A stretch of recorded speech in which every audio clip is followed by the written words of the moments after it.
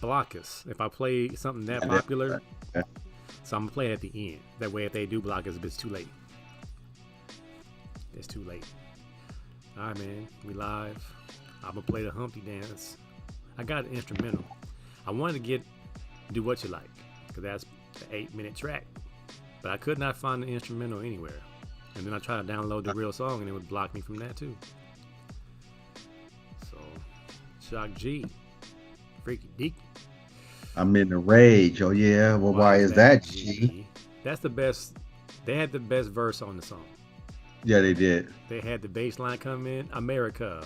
You bitch come eat red, the white, the blue, and the blue, the crimson blood, and the white time, busting on one another.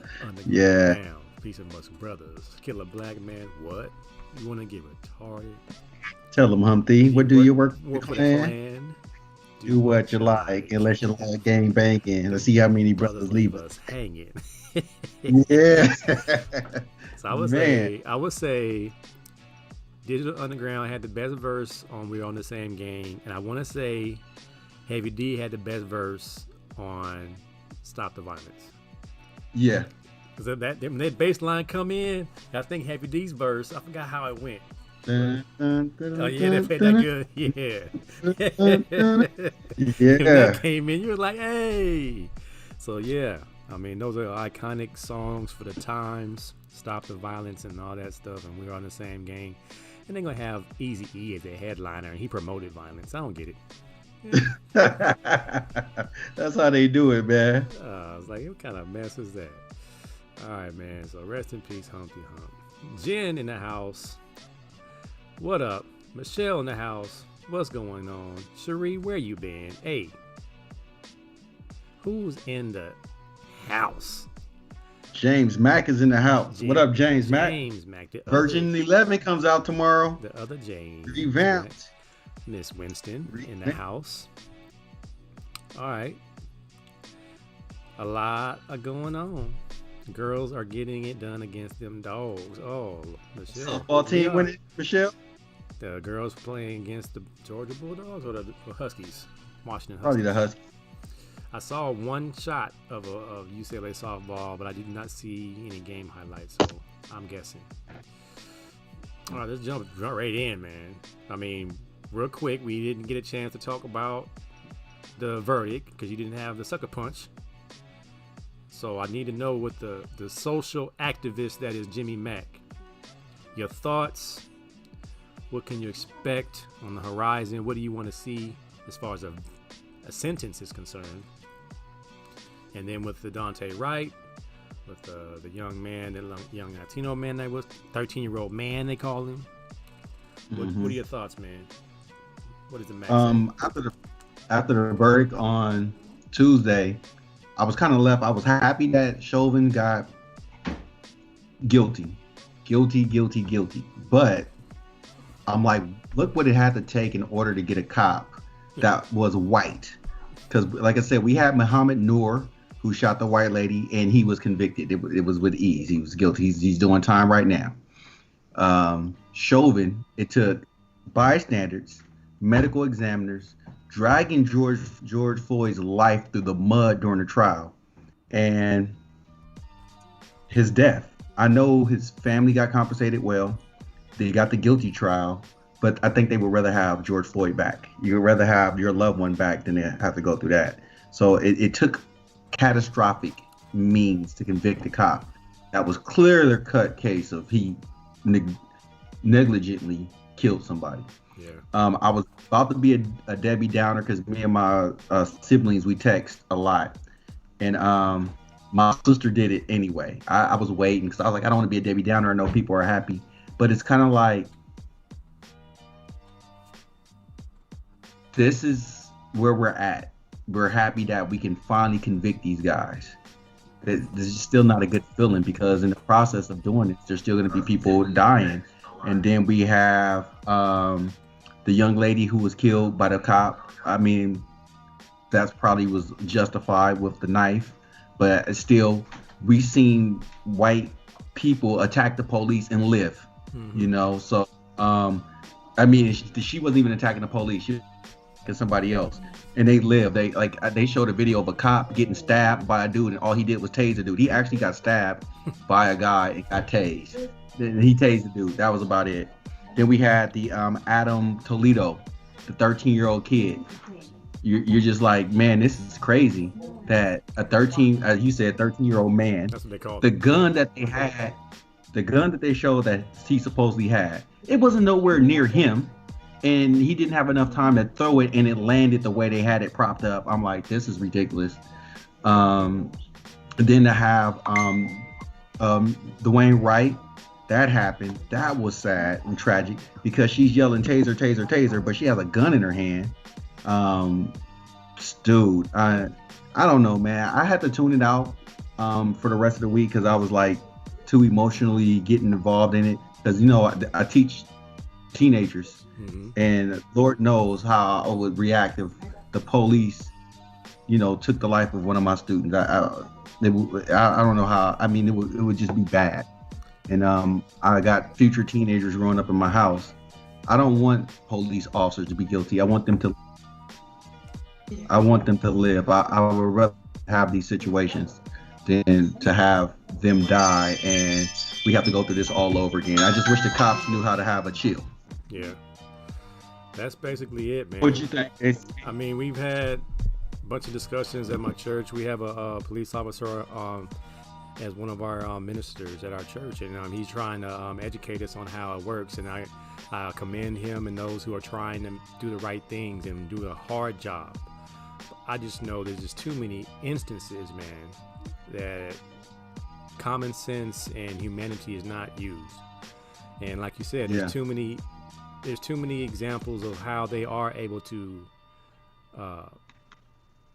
apprehend a knife wielding suspect. You could shoot her below the waist. You could, if you have to shoot, you could shoot a warning shot. I'm pretty sure if she's the one that called you and you shot a shot in the air, that will stop all activity. She's not incoherent. Yep. She's not an animal to a point where she can't understand, grave danger. So it's just, I just know there are tactics that can be used, but they're choosing not to use them. And for the taser being the last, I guess it's not even the first line of the, defense. I know they're taught to weapon up. If they have a knife, you get the gun. If they have a gun, you shoot on sight. Whatever they're taught, because my buddy, he showed me the policies and the documentation of what they're supposed to do. And I'm like, that's all fine and dandy, but there are too many abusing those loopholes that says you use your discretion at the situation, and in a moment's notice you make a decision and you live with it. I just know when you get to the site and you see that they're all black people, your regard for human life has lessened. And it's just like you have a green light to go in there and shoot first and take names later. So it's good that the verdict came down as it did. I do know there's a lot of grounds for appeal, and the sentencing could come back something we don't want. So I'm still going to continue to pray about it, that it comes out the way we need it to come out, so that other cops will think twice about doing the things that they think they are at liberty to do, with under those different jurisdictions and policies and whatever it might be. So in order to not stay angry about it, I try to turn it off, watch the game, watch something silly. I even watched Captain America today, the last episode of the season. And I was talking to my buddy and said, well, the last episode, the brother said no self-respecting black man would ever want to be Captain America. And boom. Yeah. Now he's Captain America. So I just spoiled it for anybody that ain't seen it. I just spoiled it. Since y'all trying to spoil Mortal Kombat for me. Y'all spoiled Snowfall for me. So I'm going to go ahead and spoil Winter Soldier for you.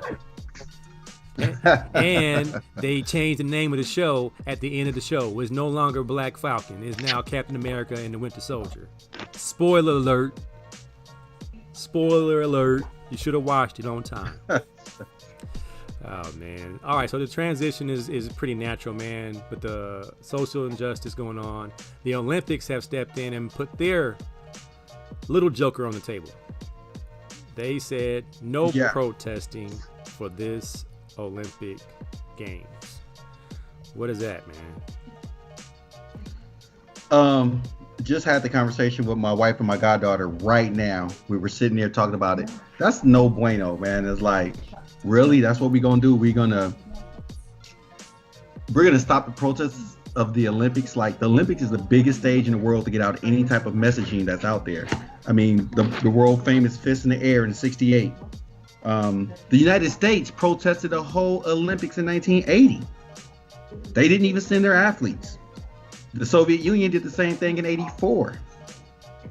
When countries are in turmoil, they ban their athletes from coming to the Olympic Games. So we can do all of that with the Olympics, but yet you don't want people making political statements when you know at the end of the day this is a platform of humanity. If we can bring the world together, it's two very unifying things to bring the world together: the Olympics and the World Cup.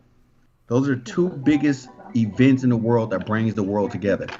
And if we just want to be entertained by sport and take away the humanity of those people, because some of those people got to go back to war-torn countries. Some of those people got to go back to abuses. I mean, remember the guy in the World Cup who owned gold and got killed in his own country behind that? You have people who are at the extremists behind that. Yeah. You know, it's absolutely crazy, but yet you don't want them protesting and making statements. This is supposed to be goodwill. That's what the Olympics is, goodwill. I mean, hell, we had an Olympics in 1936. Hitler was planning on invading other countries in the next year. Yeah. So, I mean, these are the type of things that we have to deal with, man. Like, the world doesn't stop because of sport. So everybody that believes that we should keep politics out of sports, we should keep social issues out of sports, you're crazy, because some of those people that are competing in those sports are going through life where they have social issues and political issues in their country. Some of them, if they don't perform well in the Olympics, they will be like totally dragged through the mud in their own country. So this should be a place where, I'm not saying after every event there has to be some symbolism of protest against the system, but you should not be trying to quash people's voices in a platform like that, because everybody in the world sees it. So I just think that's unfair. Very unfair. Rio has a question, like, how can they block that? They made a statement: if you protest, you're going home. You know, if you have another event, or if you win a medal, they'll strip you of it. So this is the write-up says protests and demonstrations are banned at the 2020 Tokyo Olympics, as Rule 50 upheld. No kind of demonstration or political or religious racial propaganda is permitted in any Olympic site, venue, or areas. The rule strives to ensure that the focus at the Olympic Games remains on the athletes, performances, sport, unity, and universality, according to the IOC. This would not be, I don't think this would be if we weren't in the situation we're in here in the States. Yes. I think this is directly pointed at what we will do. Every single black athlete will be taking a knee at the anthem. And we're going to dominate all sports in track and field.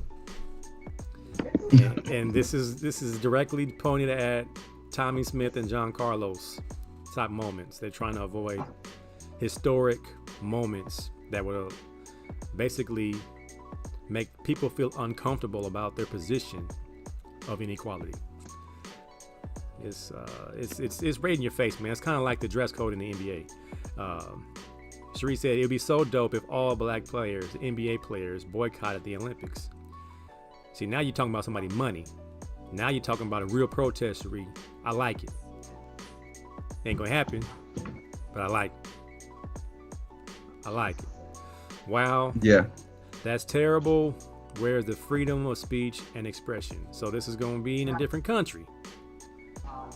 Matter of fact, in Tokyo, Japan, you saw what happened to LeAngelo Ball. Were they in Japan or China? China. Okay, China. Okay, bad. But still, you know, they don't care nothing about what we talking about as far as freedom of speech and things of that nature. They'll throw your butt in the back of the jail. So if you let J.R. Henderson be the ambassador, because he's big in Japan, oh yeah, it'll work. yeah. Well, It'll work. man. All right, so this is it. Will anyone protest? Do you think anyone will test it? I think somebody will. I think somebody with a big enough platform, like if Sydney McLaughlin, and if you guys know, if you follow track and field, Sydney McLaughlin is and Delilah Muhammad.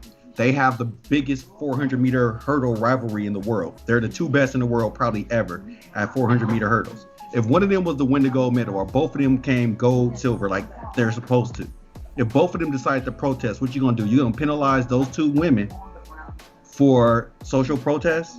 You know, that would be an embarrassment, because we're looking at two of the best ever at their event in history, and you're going to strip them of a medal because they want to bring social awareness to a situation. I think that the Olympics will get a black eye for that. So it has to be somebody with a gigantic platform. It has to be somebody that's one of the world's leaders, like Adina Asher Smith, or Shelly Ann Fraser Price. People that people really want to see do it. If they win a race and they throw the fist up, or they in their interview go, you know what, this is crazy, but this is crazy that I won this medal, but this medal has nothing to do with social injustices around the world. What they gonna do? Stop them, mute them, because it's still gonna be heard unless they put everything on tape delay. That's the only way that they'll be able to do that. They'll have to tape delay the Olympics. Cherie said they don't want American ideals around protests to infect other countries. Oh, it's too late for that. We got social media. You see everything on social media. I mean, George Floyd became an icon in the world. A man who was a normal, everyday Joe became a world icon of brutality by the system worldwide. Yeah. People wasn't just protesting in the United States about George Floyd. People around the world were protesting about George Floyd. So, yeah, it's hard. Man. It's going to be hard to stop the power. I mean, they might be confiscating social media devices. They might have to like sequester athletes as if this was like a closed bubble, because there's no way you're going to keep people, especially, I mean, okay, during the anthem, they're probably going to cut away. Like you said, tape delay, cut away just in case. But people are going to have their cell phones. People are going to recapture. People are going to show displays, and you figure every single person that goes to the Olympics, it's going to be very difficult for people to quench the desire to voice your position, especially if that's the only platform you get. Some athletes only get to show their stuff for like 4 years at a time, like once every 4 years. So what time is better than this one moment? And if I get sent home, I just get sent home. I won't be in this stinking country anyway. I agree. It's gonna be somebody gonna protest. But if Cherie might have the point though, the basketball team has a lot of juice. I'm wondering. I don't think LeBron and them gonna do it. I'm not even sure if they're gonna play. But they'll get a bunch of young kids to play if the big dogs don't play. Yeah, I think that LeBron and them, because of the NBA season, how it's gone, those guys would be too tired to play in the Olympics. They're gonna probably have to get some lesser known players to go to the Olympics, or maybe even try to get some of these college dudes to go, because they'll just be coming off of basically. What was it, like 60-something games last year. They finished late. Then they started early in December. And they're going to play a 72-game season. You already see cats getting hurt right now. And then make these cats play in the Olympic. I think we're going to miss a lot of the big names. Won't be for the NBA this time around. We might get some of the middle level players in there. So we'll see. We're going to get a bunch of light skins playing. Devin Booker gonna play. I said the whole story. I was looking at the Warriors tonight, except for Draymond Green, the whole team light skinned. I'm like, boy, we taking over. It's crazy out there, man. Rio said they can keep that medal. It's on the books. We won, and they know who I am. The medal don't define me. All right, then, John Carlos, Cassius Clay. All right, I hear you, Cassius Davis. I hear you, man. So we'll keep an eye on that. I wonder if they'll change that. I think they'll probably define what types of protests they will allow because they don't want to send home the talent. Can't send home the best of the best. I mean, it will tarnish the Olympics. You ain't gonna have nobody to watch. We taking over. Hashtag crying. Get him. Rio said, Team Light Skin. Team Light Skin. You got to put SKINT. Light skint. Light skin. Light skin. And with a picture of the barge. Oh, yeah. And there. Which one the barge? Bobby the barge, not L. Bobby. From Switch. The real talent in the family. All right, man. A lighter subject: the NFL jersey number policy. I thought this was funny, man. So we can get something light. We got protests and people getting killed by the police. I'm all stressed out. But what about big boys getting to wear single-digit numbers? All right. So the number expansion policy, it leaves out the big boys. I'm a little bit upset. Yeah. I mean, I'm kind of with Tom Brady, and I hate to say this. I'm kind of with Tom Brady. Oh, no. I know. Even though it's not much to do about nothing, because you still, it's basic football. You still got to identify who's on the other side of the ball. The last thing I want to see is 300-something pound dude with number 1 on his jersey get down in the 4-point stands playing a one technique. I gotta identify this dude. I mean, I kind of always liked the way the NFL do it. It gave it a difference from the college game, and that's what I always liked about football at that level. College had a different numbers rule, and the NFL had a different numbers rule. I mean, I didn't mind being number 19 when I was in Chicago. I didn't mind being number 17 in Chicago because it meant that I had to work my way up to an 80s number. You know what I'm saying? But nowadays we get the modern receiver like Deshaun Jackson. When we see number 11 in the NFL, first person that comes to mind is Deshaun Jackson, right? When we see 13, Odell Beckham, it ain't even Dan Marino no more. You know, that's great. So it's not even, so I'd rather see our DBs and our corners in the 40s, 20s, and 30s numbers. I mean, the running backs. I mean, I would probably change it for the running backs. I wouldn't mind a running back in the teen numbers because running backs wearing anything higher than number 34 is ugly on the NFL running back. But I mean, I liked it the way it was. I think sometimes when we change things to try to I don't appease. know, as my wife just said, appease people. I'm cool because Charles Woodson being number 2 at Michigan and being number 21 in the NFL the same way like how prime time was, to me that was dope. That's just dope. That's the maturation process. My whole thing is if you're gonna open it up. Let the big dudes be sexy too. I played with some guys who would rock number 1 at 300 pounds and be like, what? So I'm just like, if you're gonna open it up. And then Tom Brady's reasoning was just bogus. I can't identify numbers. I mean, come on, man. Yeah. If anything, it'd be harder for the refs. Like, who's eligible? If everybody has the receiver numbers. But they could still buy who's lined up on the line of scrimmage. It doesn't even matter. They have to report who's eligible pre-snap. My thing is this. It says receivers numbers 1 through 49. Are we going to bring back Michael Irvin at the U, number 47, at wide receiver? That's ugly. Or Lamar Thomas at University of Miami, number 36, with the cutoff jersey and the 3-point stance. And it also says fullbacks, H-backs, and running backs can wear the 80 numbers. What is that? And quarterbacks can wear numbers higher than 20. Bernie Kosar. And just imagine how ugly it would be, man. It would be ugly, but the 2 players that you brought up from the U, they were iconic though. Like 47, when you think of number 47 in college football, it's automatically going to be Michael Irvin. As ugly as Lamar Thomas looked in his uniform, every time I see 36, baller. I mean, even when I play NCAA 14 still, if I have a receiver that's tall and skinny and in a thing, I give him 36. 36. Like, okay, that dude's going to be 36. Wow. He's going to be ugly, but hey, it is what it is. But I don't know, man. I mean, I just always thought it was cool that the NFL had the numbers rule. And if you and I'm with you, if you're gonna change it across the board, man, make everybody can do it. I wouldn't mind seeing the center with number 0. Oh man, that'd be cold. The gut, and that'd be cold. The whole O line has single digit numbers. They roll out there just nasty, stomach hanging out. Let's just do it. Let's go ahead and do it.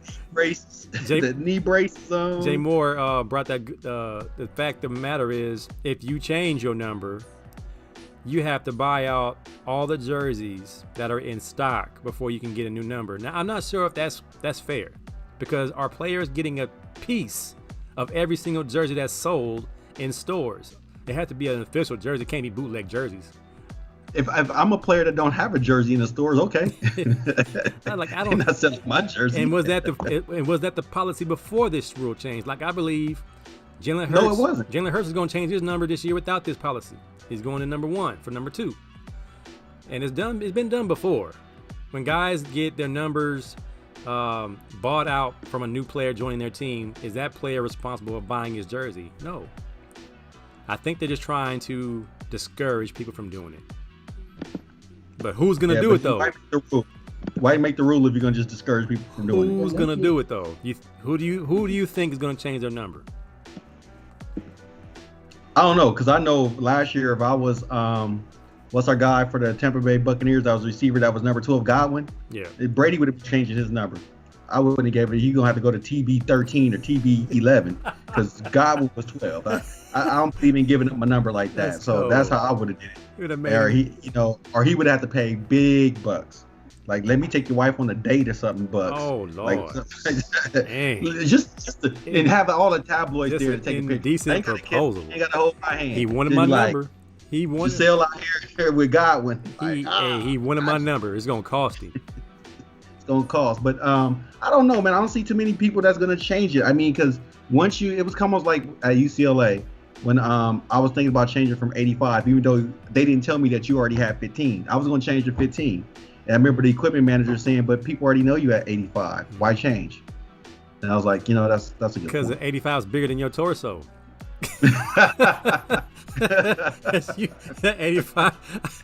Your 85 touched your ribs. Like your 85 like wrapped around your.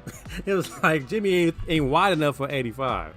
I was like, that's a big number for that dude, man. I would have gave you 15. They would have to give me Kenny Easley number 5 off the rafters though. Yeah, that's what they would probably have to do. But because they promised me number 3 and gave it to Jav. I look in my locker, I seen 85 that first day. Like, whoa, where's my number 3? They was like, Jav signed before you. Dang. I was like, y'all could have told me that. Yeah. Yeah. I was guaranteed number 3 at UW. Yeah, hey, I think UCLA lost a couple of recruits because number 1 wasn't allowed during the Don Donahue era. We lost on Andre Hastings. Right. Andre Hastings said, "Can I wear number 1?" Terry Donahue said, "No, you can wear number 2." And he went to Georgia. And I was like, man, I would have made an exception. As soon as Toledo got there, Keith Brown, the first number 1. Keith Brown, of all people, wearing number 1. He was too big for number 1. He looked terrible. He was all wide. He was all wide and nasty. He ran all crazy. I was like, that number 1's supposed to be a smooth dude, man. You gotta be cold. Number 1's supposed to be sweet. Derrick Henry, Will pushing number 2. He too big for that, man. That joker need to stay where he at. You need to stay where he at. James Mack said jersey sales are about to be crazy. Oh, they might be. Yeah. Oh yeah. Somebody might come out of retirement. I think Prime might come out of retirement to win number 2 one time. Sheree said, if you're a marquee player like Alvin Kamara and he changed the number 41 jersey become an icon, number 1 would become iconic, the league didn't think this through. You upcharge for their old number. Get them. Sheree, you got many talents. You should be working for somebody's marketing team, merchandising team, somebody. That makes a whole lot of sense. The WNBA needs you, Sheree. Oh, WNBA needs you. That 41 is nasty, but he made it his. Is most definitely his, and he don't look bad in 41 though. That's the thing. Well, as ugly as that number is, Alvin Kamara, because how great he's played, makes the number looks good. He makes that number look good. If he goes to number 4, those 41 jerseys will go up triple. Yeah, they will. That joker scored 6 touchdowns and beat me in fantasy football. Forget that dude, man. I hate that dude. I just needed him to score 4 touchdowns and I win the championship. This fool scored 6. How do you recover from that? How do you recover from that? Forget Alvin Kamara, man. But he will look cold in any number because if you can make 41, let me see who. Remember Jason Bell? Jason Bell had 33, and I'm like, that's Tony Dorsett's number, man. You can't be 33 playing special teams. And he made it look cool. So I was like, I guess it's gonna be all right. Now, some numbers you just can't save them. I think like 39, 49. I think 47 is okay from when Michael Irvin wore it. Like 47. No. 39 is nasty. 48's nasty. 48. My boy made 48 look good in high school. He was a linebacker, and he was grimy, and he made it look. It was his. But then the number font really helps though. If the number font on the jersey style really, really helps. Like them Oregon numbers are terrible for some numbers. Like you can't even figure if it's an 11 or 7. It's like, what number is that? The worst number in all sports is number 37. There's no way you can make 37. I like 37. Really? I think 37 is cool. It's 38. Did you wear 37 in the pros, AC? I wore 27. Okay. I wore 20, 27, and 21. At UCLA, I wore 6 numbers. If you didn't know it or not, this is some trivia. Really? I was 19 when I first got there. This is before Keyshawn wore 19. 19 was not popular in 1992. Kickers. It was terrible. I was number 19, means you ain't getting no playing time. It gave Eric Holcomb 87, and I gave me 19. So I'm like, I must be boo-boo the fool. So I had, as soon as I got me some burn, I switched to 88. So they used to call me 88 and out the gate. I didn't like 88. I liked 83. So when 83 came available, I got 83, Andre Reed. So I was cool. About to get some playing time. Donnie, you screwed me. So forget 83. Give me a defensive back move. I'm going to the defensive back room. They gave me 35. I wore 35 for a year. Nasty number. I couldn't even make it look sweet. 35 was nasty. I left it looking like Kevin Durant. I was looking terrible on special teams. And then I moved to 15. So that's that. 19, 88, 83, 35, 15. So 5 numbers. Luckily, I didn't sell no jerseys. I didn't have to pay no back pay on the jersey changes. my quarterback in here, number 4, he made that number 4 look tight. That was Jamel Holloway's number, and he wore number 4. Except we didn't run the option. We was 4-5. My boy Barry was 7, so we were 7:45 like the time. Yeah. Didn't somebody change when we played? I know. I think Ryan Rock was 22 and turning 21. Yeah, it happened a lot. No, Ryan Rock was 29 the whole time. Duke Love. He went from 20 to 21. Yeah. Jarvis went from 21 to 31. Why you do that? 37. Because 31 was his high school number. Okay. 37 on Prime. Yeah. 37 didn't look very good on Prime. I guess you're right. 37 is nasty. Prime did look bad when he's not wearing 21. How 39 is your nephew's number in high school? My nephew's wearing 34 like Hakeem Olajuwon in football. He's wearing 34. And he didn't look that bad. 34 is a nice. He didn't look that bad. Now you're gonna have to hit somebody though with that number. That's a big fullback number. That's Earl Campbell. If you wear 34, you better be a banker, no matter what side of the ball you play on. If you ain't banging nobody with 34, we got to take that number off. Michelle has a point. If we bang on 37, Sean Wills will call the show and be mad. So we will. And that's Carnell Lake too, right? Wasn't Carnell Lake 36? 37? Yep. Was he 37 or? Well, he's at UCLA. Was he 37? And what was that? Because he was on the same team with Sean Wills, though, he wasn't right? 37. He must have been 40 something. 30. No, what's his son wear? His son wears right now, doesn't he? Yep, his son does wear that number. Doak Walker wore 37. Wow. Yeah, but back then, why do you know that? Walker wore 37. The quarterback could wear 63. So that is not saying much. That's not saying much. So Kareem Abdul-Jabbar, formerly known as Sharman Shaw, came in with a number he didn't want, and then he switched to 33. I believe he was 39, and they moved to 33.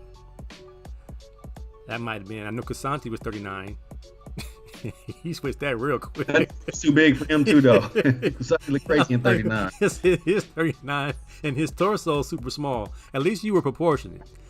Maybe that's why. Kusanti's torso was way too small for that number. That's crazy, man. All right, let's keep it moving. All right, what we got? Right. What we got? I was saying, all right, advice from student athletes. All right, for my buddy Mark, his son wants to go to Stanford. Real good football player. He's a sophomore going to his junior year after this season since just concluded, and he wants to go to Stanford. And I was like, well, you just can't just want to go to Stanford, UCLA, Notre Dame, Ivy League. It's not just something you do. It's got to be really evident that you are Stanford material. It's like a whole different level of student athlete, man. So as parents, we want the best for our kids. We want our kids to dream and aim high. But student athletes, let's be real about it. If you're not enjoying class, like you don't look forward to learning. I'm not sure if this is my buddy Mark's son's situation, but he said, hey, he wants to go to Stanford. And I said, hey, man, I've talked to Stanford coaches when I was back doing recruiting and videos and things. And I talked to Jim Harbaugh himself when he was the head coach. And we had to sit down. He said, man, you guys have anybody 4.0, 3.85 at the lowest that jumps off the film. I mean, he just comes and look if there's a special kid academically, special kid character-wise. He's like, I don't come and just get athletes. I come and get the leaders of tomorrow.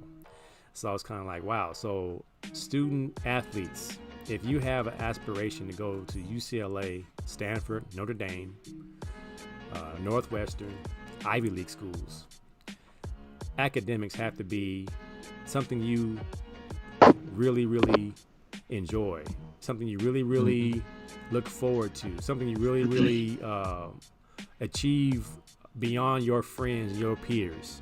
It ain't about 5 stars, 4 stars. It's about being a well-rounded student athlete, every sense of the word.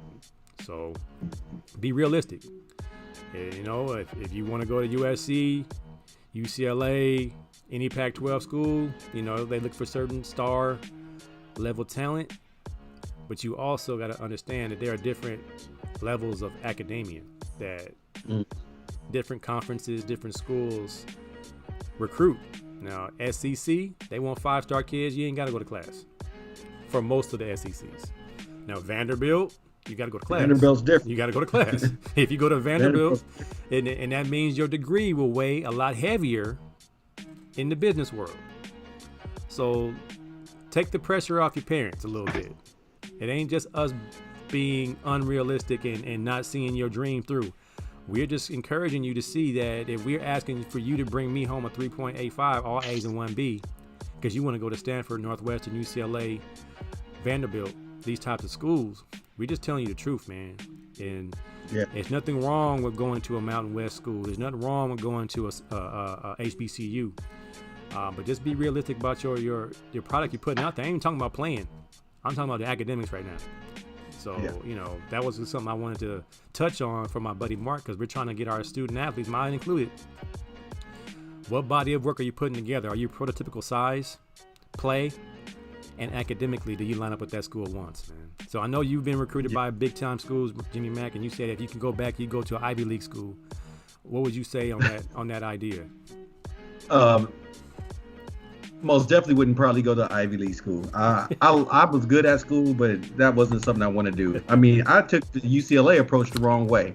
I wanted to do everything on my own. You know, there were shortcuts that were available, but I earned my 2.3 GPA at UCLA because I was in class, busting my hump.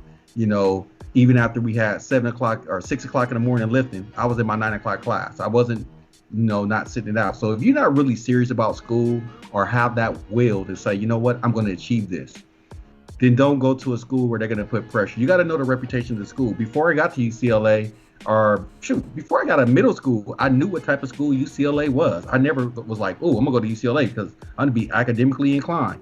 You know, when I started getting recruited in UCLA and Stanford, and I remember when I got accepted in the Penn, I was was like, dude, what they think I am? Einstein around here? I want to play football. I want to become a millionaire one day. I don't care about all this other stuff. And I remember my dad was really on me about, hey, you got to go to Stanford. He was more about the optics of that. Yeah. My son goes to Stanford. Yeah. And I was just like, man, I can't go to Stanford. Like, I don't think, I mean, yeah, like I said, I'm doing good in school, but I was doing school in high school for a reason. That was to get recruited. I knew you had to have grades. I knew you had to pass the SAT. I knew all the hacks. The higher your GPA, the lower your SAT could be, just so I can go to college. I wasn't looking to, a degree was fine if I got one. But to actually go there and participate, it's just that once I started getting stereotyped, when I got to UCLA, people were like, "Oh, he's from LA, he played football. He's a dumb jock, pretty much." That's when I was like, "No, I'm gonna buckle down. I'm gonna do this. I'm gonna graduate. I'm gonna get this." And at one point, I was on pace to graduate in 3.5 years because I was just like, "I'm going for it." But if you're not a student, and this even goes for high school, if your kid is not a good student, do not send them. Do not pay a bunch of money to send them to private schools. Don't do that. Because what those private schools are going to do, they're probably going to pass your kid without teaching them nothing and allow them to play sports. Don't do that to yourself. Understand as a parent what your strengths and weaknesses is of your kids. You will know if your kids are not studious. You will know. And it ain't just about grades. It's about the work. It's about the work that they're putting in at home and all that stuff. Like my parents reading encyclopedia a lot. I wasn't doing that because I wanted to be studious. I'm just a person that was intellectually curious about a lot of things. And so I'll pick up an encyclopedia and read it. It wasn't like I was going to apply that to some schoolwork. I just want to know. So if your kid is not academically inclined, don't push them. Hey, you got to get into UCLA. And this is even for non-athletes. If your kid is just a kid, man, go to Trade Tech. Go to Trade Tech, go to Southwest, go to El Camino, go take a trade, do something, because it is not always about what sometimes I think us as parents, we want to not live our dreams to our kids. We want to make our kids live the dreams that we want them to have. So if your kid is not studious, or if you're not, the kid be like, I'm going to Stanford. No, you're not. No, you're not, son. Because but one thing about Stanford, though, and I'll say this: if you are a person, you can get into Stanford. They do have the honor system, where there's nobody proctoring the test. But that doesn't mean you're going to pass the test. The test is probably the hardest thing in the world, and it's not like other people are going to let you cheat because they're competitive. So you got to make sure that you don't do that. My goddaughter is raising her hand in the background. She went to Cal, so she hates Stanford. Oh, yeah. What's up? They rate inflation, and they actually literally just kind of let you do whatever you want to. So Stanford is nice enough to pass. The hard part about Stanford is getting in. Okay, she says Stanford has great inflation, so the hard part about Stanford is getting in. Mm-hmm. They do their best to make sure that you graduate. I wish I'd have known that. I went to Stanford. When I heard about the drop the class at the final if you don't feel confident in your final performance. Mm-hmm. And then I heard now that certain lower economic demographic students are going to go to Stanford absolutely free. You just got to get in. So it's there's a lot. I mean, Stanford, Berkeley, all these Occidental, all these schools on the West Coast that are, the West Coast version of the Ivy League. Yep. They're elite, man, and it's an elitist type of environment. I mean, when I first got I don't know if I got offered from Stanford, but my first letter from Stanford, my first letter from Notre Dame, my coach was Jerry Jaso at Long Beach Poly, who was a UCLA Bruin alumni. He says, you have to go to Notre Dame or you have to go to Stanford. And I was just kind of like, why? I'm like, and I think we still had Long Beach State. I think Long Beach State was still a football school. Mm-hmm. And I was just like, I'm a Long Beach kid. I'm going to go to Long Beach State. He's like, you don't go to Long Beach State over Stanford and Notre Dame. And I'm just a dumb kid. I don't know no better. And I started researching these schools and seeing that, these schools mean something when you want to go get a job. Like these schools mean networking for years and years to come. You change your whole life by going to one of these schools. So I started to get it, and because I think I passed the SAT in 10th grade. So as soon as I passed the SAT, these schools that had high academic standards came calling. So all the Ivy League schools called, Stanford, Notre Dame called, UCLA came really late. And matter of fact, I didn't even get in UCLA academically. I got into Cal because I applied as a student just to see where I would fall. And I didn't get in UCLA. I got into Cal. And that's why I was going to go there first. I would have been with Cherie. We'd have been at Cal. All at Richmond getting in trouble. Cherie said, when kids express interest in sports early on, academics become secondary. Do enough to play. Yeah, 2.0. We need to talk to kids about the importance of academics well before high school. Yeah, well, my house, it ain't even no question. My wife and I are both educators, so anything less than 3.5, what's wrong with you? What's going on? Why aren't you bringing home, excellence? You bringing me home just enough. And our standards are high. My mom, bless her heart, she just left it up to me to do the best I could. And I was telling my coworker today on a Zoom call that I really thank God I had good teachers, because I had nobody that really would have not let me slack. Like, they always on me that you can be something special. We want you to try your best. Matter of fact, here's extra help. And I was just like you at UCLA. I didn't want no tutoring. Tutoring? What's that? That's a waste of time. I've never got less than C in anything. And I got to UCLA, get my first D. I was like, hey, this is serious business here. Let me get myself together, man. Let me get myself together. Rome's son, Braden, plays for Cal. How'd that happen? Deacon Hill in the house. Education, my boy Jay Adger in the house. EMC, in the house, 92. Education gives us the choice to change our zip code if we choose. Yes, sir. Yes, sir. Hey, with Mike Rome's son playing at Cal, man, you got to go where you're comfortable. No. It's good to have to follow your parent if they had a legacy going somewhere, but sometimes you got to carve out your own. Like, I know I would love for my kids to go to UCLA or to go to Southern with like their mom, but they got to carve out their own niche. I already know my son, he probably headed to Ohio State. That's all he talks about, Ohio State. So before he even gets to high school and all this stuff is over with, we're gonna take a family trip to Columbus so he can see it early, so he won't be surprised. He won't be surprised at anything. We're gonna go watch a game, do all of that stuff, because I don't want him to be surprised. Like, the best thing that happened to me before I went to UCLA was going to a UCLA football game. Before my senior year of high school, I only went to USC football games. I never went to a UCLA football game. And then I started going to UCLA football games. I love the atmosphere. I love the people that was in the stands. And I was like, you know what? I would love to be a part of this. Yeah. But I'm going to UW. You going to UW to be a dog. It's. I mean, I took my daughter to Stanford, and she was so unimpressed. So, that's a beautiful campus, but I think she had her mind made up on names. She wanted to go to Boston University. And I was kind of like, do you understand the history of Boston University, of what Boston means? Like, there are some places where you are welcome, but there are some other places in Boston where you will not be welcome. So it's like my concern for you being in college and you being in the minority, because being the minority at UCLA, being 3 or 4% is way different than being the minority in Boston. And I like, there's no refuge there. You ain't got no South Central around the corner that you can go to. You have to go to the hood in Boston, and I'm not familiar with that. And my family from Connecticut, that's too far away from you to just jump in the car and go to Connecticut. So I'm glad she went to Howard. I'm glad she's comfy.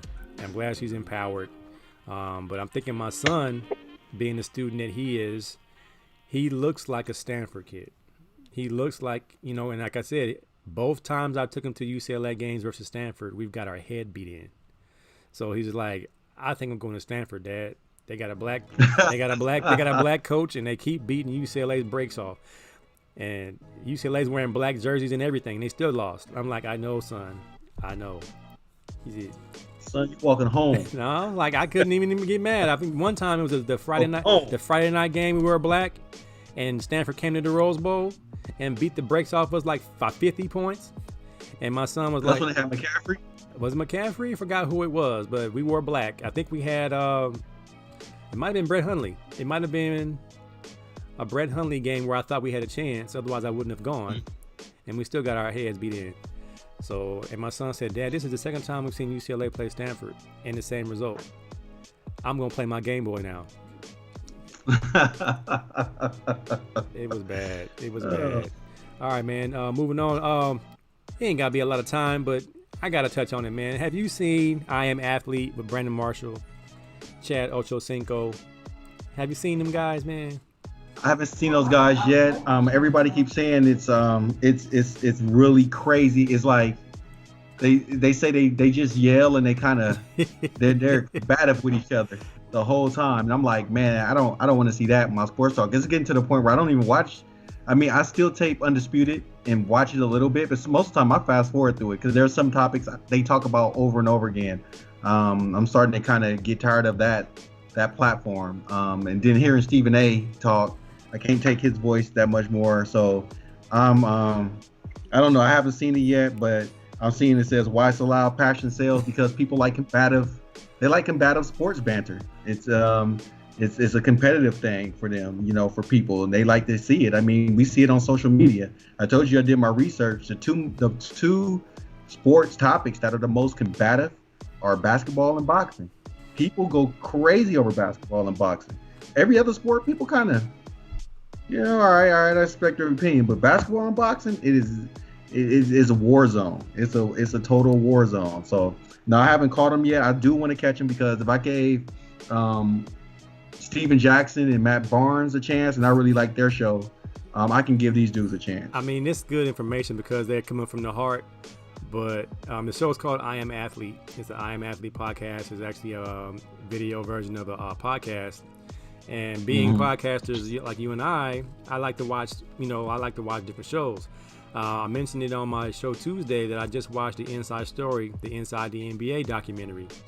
And that's like the best sports show on TV. The consensus opinions of everybody that watches sports programming. Everyone loves that show for the chemistry. It's not always confrontational to the point, but it is likely to break out to a Shaq and Charles fight. I Am Athlete, Brandon Marshall and Chad Ochocinco. Chad is really way out with his commentary and his point of view. So I watched just to see what they're going to say. But Brandon Marshall, the other day, was arguing about guaranteed contracts.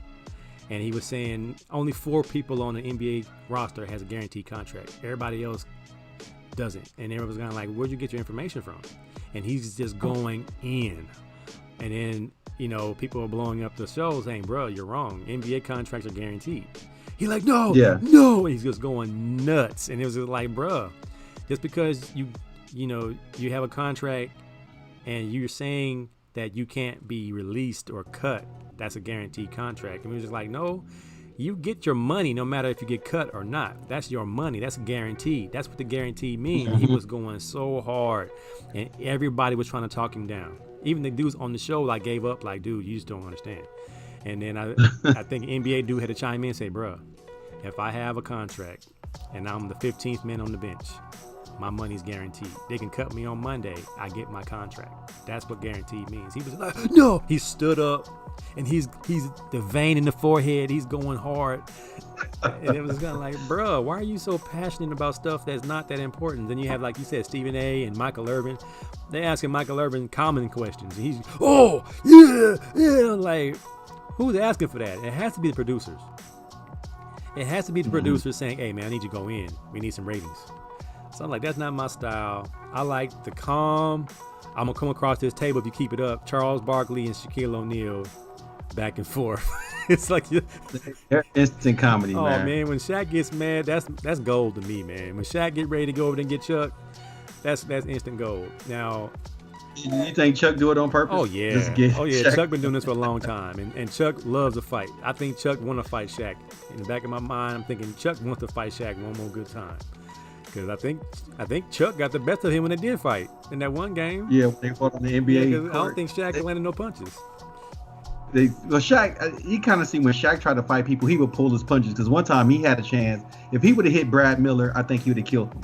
You can kind of see that Shaq just kind of held back. He hesitated, and then he swung. So I think Shaq kind of I think Shaq really don't want to fight nobody. But, he gets mad, and he knows he seriously hurt somebody. I don't think Shaq can fight because he never had to. I've seen dudes at the LA Fitness that have been woofing for 5-10 years about how they gonna whoop somebody if they do X, Y, and Z. And finally they get somebody that's gonna square up. And they don't even know how to fight. Like, I'm just like, wait a minute, man. I haven't been in a real fight since like middle school. But I know that if we fight, it's gonna be some technique. I've had enough jiu-jitsu classes. I've had enough boxing classes that you get your footwork together. You lead with your left and you throw your bombs with your right. Shaq throwing haymakers with bad balance. And I know basketball players want to protect their hands. That's their livelihood. And that's why I give them the benefit of the doubt. But when I saw like certain people can, like, you saw Kareem hit that dude that elbowed him in the stomach. Oh yeah, he Kareem, squared them feet. Man. He squared them feet. He squared them feet and gave him the works and just walked off the court like, go ahead and eject me. But I'm gonna get this guy his work today. So you can tell, man. I don't think Shaq has ever had to fight. Chad versus. I mean, who's picking on Shaq? Nobody, man. Nobody. I mean, man. I know when they did the Shaq thing, and he said him and Stanley Roberts got into some fights in practice. Yeah. But these big old boys who probably, like you said, they don't know the art of fighting. You know, they just out there throwing punches. I mean, I was blessed that I had two uncles that boxed, and they would take us out in the front yard and teach us technique on how to throw punches, how to circle your opponent.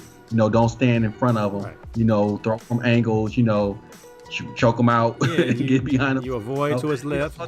You avoid to his left so he can't hit you with. You don't walk into one. There's certain things that you. I mean, my boy Jeff Adger, we used to box in the parking lot in high school. At the after the game, our clique was called EMC, and we hung out at McDonald's on Long Beach Boulevard and PCH. Was it Long Beach Boulevard and PCH or Willow? Willow and Long Beach Boulevard. We'd be in the parking lot and we used to box. And dudes that couldn't box, it was really telling, because dudes that you thought were tough, you thought that they should know how to fight because they've always woofed like they were so tough. And then, like, I believe one of our dudes that was just always like a bully type guy, and then one of our triple jumpers, he actually boxed. So when they put the gloves on, he had like a void. He had feints. I mean, he was in there like, you know, he was in it, and we was like, oh snap, we cannot take this dude lightly no more because he knows how to box. Where the other guy was throwing, and he was just like, he shot. And he was like, wait a minute, y'all see Xavier? He beating up so and so, and he even like, it was crazy, man. It's just like, wow. And Deacon Hill's laughing because he knows who I'm talking about. Well, Deacon Hill was that day, we was at LA Fitness, man, and this guy we played with, man, he loved to pick fights. And then one day, our Filipino homie Manny was not having it. He squared up just like Pacquiao. Gave him the works. I don't think my man hit him one time. It's crazy, man. Seeing Q in the house. I'm at LA Fitness trying to fight, man. It's just, come on, man, get in there, get your workout on, and be all in there for health reasons. People be on the fight. That's crazy. People be willing to lose their whole membership over a pickup game. It's crazy, man. Chuck out bench press Shaq. Chuck got 225 more time than Shaq, and I believe it. Chuck was a freak of nature, man. What did EMC stand for? Ebony Men in Control. Our little high school fraternity. That's fight, and we still connected. Telling hey Adger, just don't box after maxing out on the weight room. Is that what happened to you that one night? You got popped in the mouth? I remember I had a fight. Y'all put me against Rick. Rick was like the hardest hitter in football in the whole school, and I had to fight Rick in the parking lot. And luckily I knew how to fight, because otherwise I would have get my head beat in. But those are the good old days, man. Where you could fight in the parking lot and the police would sit there and help you ref. They wouldn't shoot you. Hey, look, man, you gotta stick and move. Stick and move. We gotta kill these kids. There's no Karens calling the police. The police were already there. All right, man. Bleacher Report. This is for you, Anthony from LA, AC from LA. Bleacher Report's clutch. 15 NBA players that went through a vetting process of scoring efficiency in the highest leverage moments, isolating the final 2 minutes of one possession games. That's where they used as their criteria. So again, there are clutch players and there are clutch moments. This is a clutch moment top 15. Rapid fire, man. Rapid fire. Let's see if I can't find my list. All right, so 15 through 11, I'm going to run through them real quick. 15, they got Alec Burks. Who cares? That was a surprise. Alec Burks. 14 is Chris Middleton. 13, DeMar DeRozan. I ain't seen DeMar DeRozan playing like 4 years since he's been to San Antonio. They got Steph Curry at 12. They say crunch time value is 7.42. He's a victim of his role here. He still managed to sniff the top 10. Barely half of his made baskets have gone unassisted. So his case predominantly subsists on his efficiency. A 3 of 7 clip from deep and 8 from 8 from the charity stripe. Inflate his crunch time scoring plenty.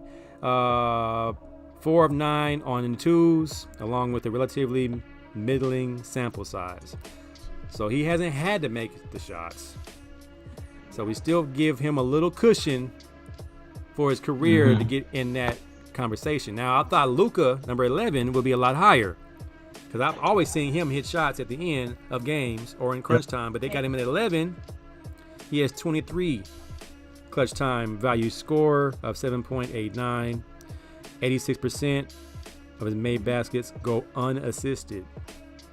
That means he's getting his own shot. Let's get in his top 10. They got Giannis at number 10. So that was kind of surprising to me. I got some pictures of these guys. I know everybody knows what these guys look like, but I got pictures. So Giannis, you say he logs 22 minutes of clutch time, 8.10 percentage. Inside the arc, of course, he dunks everything. He's shooting 5 of 6 at the basket.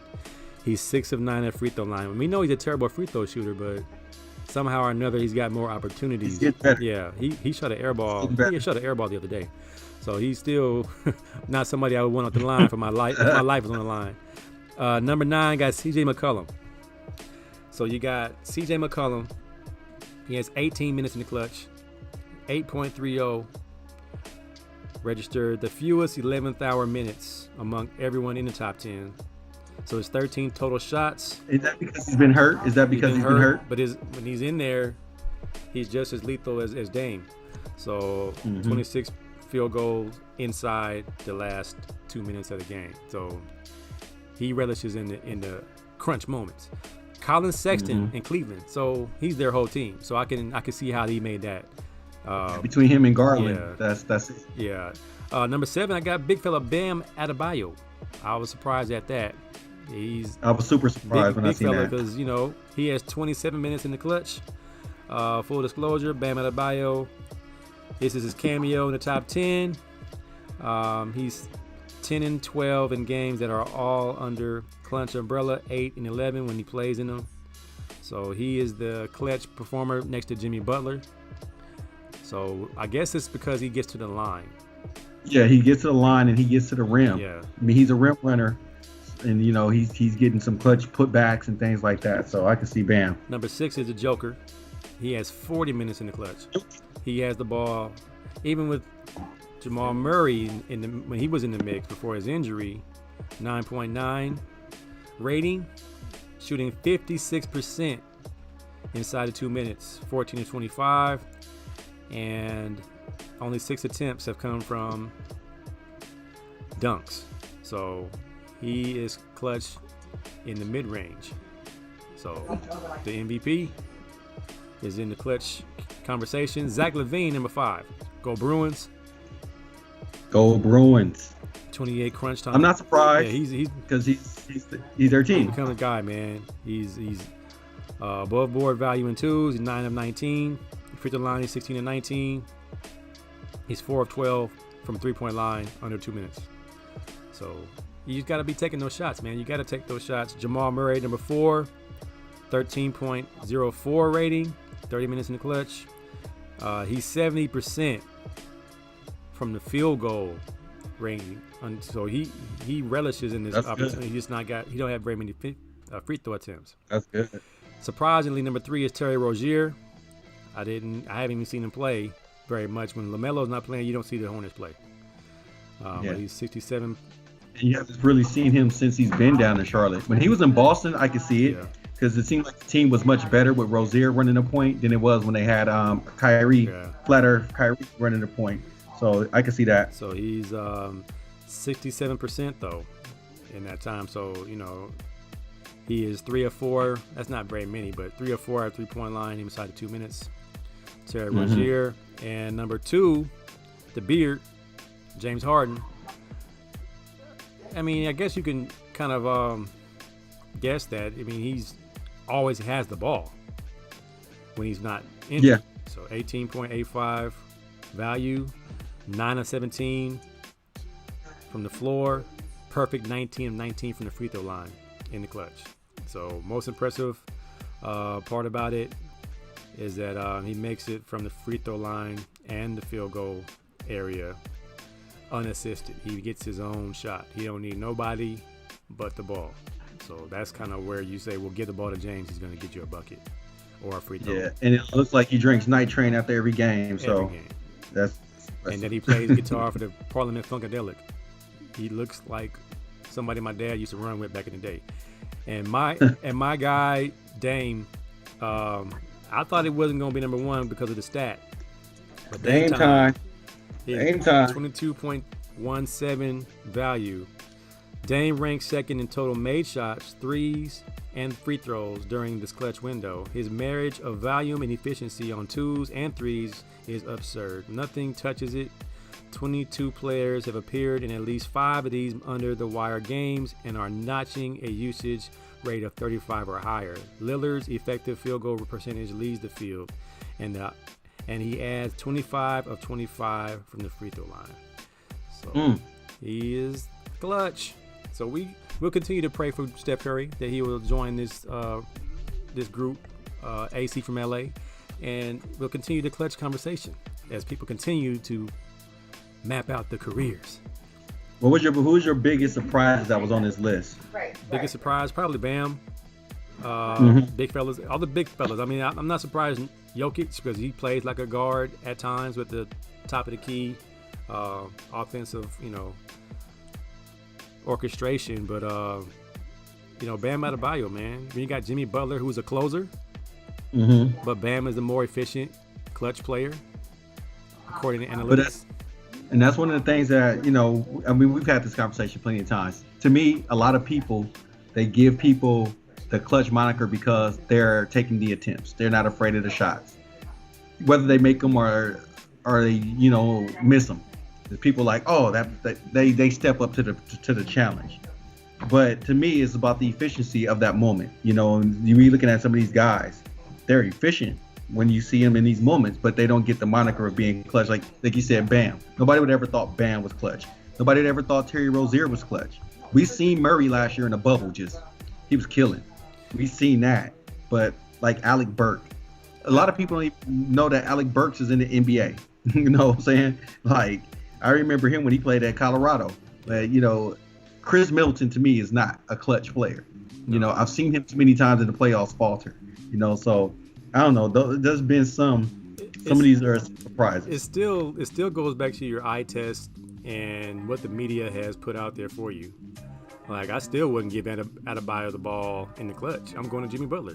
You know what I'm saying? Yeah. It's even though the analytics tell you, yeah, man, you got to go to here. And Sharice said, forget James Harden. He's the king of collecting fouls. But I think that's part of the game if you're a good free throw shooter. You want to get 2 points. And the best way to do it is put your fat butt next to somebody else and pretend you got pushed. And that's an art form in itself. Magic Johnson used to do it. You know what I'm saying? Like, he needs 2 points. I'm going to draw a foul. Get to the free throw line. It's part of getting these 2 points we need. So, I mean, it's still, like, I would put Curry right next to Dame when it comes to who I would give the ball to make me a shot. And like I said, I want Curry to be clutch. I just would like to see it more often. He still makes incredible shots. he makes incredible shots, but he's not doing it. When you really zero in on him and make him have to score late in games, that's when it becomes hard. During the flow of a game, I think he's more free, he's more loose, and the defenses are a little bit more free or more loose. But when it comes to clutch time, Curry's going to shoot this ball. So he's like a lot of times under duress, and then he's trying to create his shot as well. It's not like he's like Reggie Miller coming off a screen, Mark Jackson passing the ball, he pulls up and shoots. Yeah. He's doing a lot of work to get those shots, and he's not built for that. Like a Harden is built for that. Harden is built for contact. Harden's built to cause you to foul him and make a shot. Harden can shoot through contact. Curry's not that guy. So, I mean, he's a great player without a doubt, but I just don't see it. I just don't see the word of clutch. Like I say, Chris Middleton on here, Alec Burke on here. These are guys I don't see doing well in the clutch. Giannis, we don't see do well in the clutch either, despite the fact he's forced to do it. And it's like, but it's like it's the catch-22. We killed Giannis for making the attempts and not making them, but we gave other players love for doing the attempts and not making them. Oh, they took the shot. Well, Giannis is taking the shot too. So, like you say, it's media perception is how we look at it. So, it is what it is. AC from LA says you're wrong. His 3 Larry O'Brien trophies say different. Curry is built for rings. Harden is not. No, we're talking about teams. That's team stuff. That's nothing to do with that. If you took Curry and put him on those Rocket teams, he would have just been a lesser James Harden. He would have just been gunning. You just wouldn't get the assists and rebounds that Harden was getting. He's just been gunning. Yeah. Put Harden on those Golden State teams, you're probably going to get the same outcome that they'll win. Deacon Hill said Clay was the one who made those clutch shots. Again, man, it's coming. It's coming for Curry, man. It's coming. He just got to make a couple, and that's all it really is, man. Because come on, man. Like I've seen Luka hit 5 game winners in the last 2 years, and he's only ranked number 11 on this list. So Luka made a shot. What was the shot the other day? With 1 foot, right? The ball up. Yeah. So he's shooting. It's called a Luka dagger, whatever they call it. Yep. I mean, he's throwing them, man. It's just sometimes the numbers and what we are shown on ESPN highlights don't always add up. Because, I see LaMelo Ball hitting game winners. It was 1. He hit 1. They were like, he's clutch. I'm like, he hit 1 lucky shot. Yeah. Michael Gradington said that Curry is way better than Harden. I wouldn't say that. Because one of those MVPs that Curry got should have been Harden's. My team was good MVP. My team was better than your team, so we're going to give you the MVP. I think the one that Harden should have got was the one that Westbrook got, right? Was that Westbrook got the triple-double? Oh, Westbrook earned that. I mean, the triple-double, even though he's showing that he can get that whenever you feel like it. So now it's not that amazing of a thing no more. Yes, it is. Well, right now, man, Westbrook is acting like somebody said something about his mama. He's going. And they still losing though. But he ain't. He like his mindset is, I'm gonna kill. I'm gonna get mine. I'm gonna kill somebody. Harden is not going to lead you to a championship, even in Golden State, even in Brooklyn. I know I got Curry over Harden all day. I mean, yeah, Harden might be bigger, stronger, more efficient. I don't know, because I got Curry, man. I mean, I can't blame you for saying that you have Curry, but I've seen him play, and there's nothing that Curry can do that Harden can't do. But there are things that Harden can do that Curry can't do. You know what I'm saying? Neither one of them play defense worth a damn, if you ask me. But Harden's going to get you the tough rebounds. Harden's going to get you more assists. I mean, he's a volume shooter. I mean, when I look at Curry, I'm like, how is he so efficient? Well, you know what he's going to do? What he wants to do is shoot threes all game. He's not really trying to get to the basket. He don't really want to shoot free throws. He don't really want to do none of that stuff. He's doing his best to run around the court and shoot threes. And I'm just like, anybody can do that, but not as good as he can. But you can do that all night. Harden goes into the paint. Harden is a creator. He's a better playmaker. I mean, he just does more. And it's hard for me to say that one guy who doesn't do as much as another guy is way better or is better. It's just kind of hard. It's like a question of who would you rather have your team built around? Magic Johnson. So is Harden, Magic Johnson in that body type? They're similar? No, I wouldn't say that, but I'm just saying, like, sometimes with team it's just luck, man. I mean, think about it. What team has Harden really been on that really was besides the time when him and Chris Paul, if Chris Paul don't get hurt, they beat Golden State. So Chris Paul got hurt. Sometimes it's just things happen, just like how Toronto beat Golden State in the finals. Nobody thought a healthy Golden State would lose to Toronto, but what happened? Golden State was unhealthy, Toronto was healthy. Sometimes it's just how the cookie crumbles, man. That's not necessarily, I think, a single player in a team sport is what drives the team to win. It's a lot of things that happen in the sport that make teams. Like the year the Atlanta Hawks should have had a championship in the 90s. What they do, they traded Dominique Wilkins away and brought in Danny Manning. Team fell apart. They traded Dominique Wilkins? the team fell apart. They had the best record in the NBA. Wait a minute, man. When did Dominique Wilkins get traded? He got traded to the Clippers for Danny Manning, and Atlanta fell off. That could have been Atlanta's year. So it's a lot of things that happened. Dominique Wilkins played for the Clippers? He played for the Clippers. I don't even remember that. I don't remember that at all. What year was that? I mean, I'm just like, teams are built a certain way. I think if you took Curry and threw him in Houston ain't winning nothing. James Harden, because the way the structure of the front office in Golden State was, the way the team is built, I think they still would have won. That's like if we replace KD with LeBron in those finals, put KD in Cleveland and put LeBron in Golden State. It's going to be the same outcome. It's not like, because they had KD is going to win. No, Golden State was a better team. It's not like, you can switch players on and off teams, but if the team is just better, that team is going to win even with that player. Oh man, you know what I'm saying? It's with superstars. I just don't see where. I mean, Harden's a better playmaker. He's a better rebounder. Like I said, neither one of them play great defense, and they're both pretty good shooters. Steph might be the greatest shooter that we've ever seen, but they're not winning championships all because of Steph. No, but I think the team, like you said, the team's makeup changes with James Harden. The team might be efficient in the regular season, and you're probably right. If CP3 does not get hurt, that's going to be a better series. Still no guarantee they were going to win. They had momentum. However, there's no guarantee that was going to happen. So it does come to what type of, like, I believe, even though Curry has a tendency to gun and get his own, there's still shots for Clay. There's still shots for, other guys when they're clicking. When James Harden, he's going to have to prove it this year with Brooklyn. If they can win, and I don't think it's going to happen this year, they're too injured. But think about with James in Brooklyn, he doesn't have to carry the scoring load. This is the first team he's been on since he was in OKC where he doesn't have to carry the scoring load. And you see some of James Harden's statistics. He's high in assists and high in rebounds, but he ain't scoring a lot like he's not gunning the way he did. It's a more efficient game, and that's why people like Harden should be the MVP. His game has been more efficient.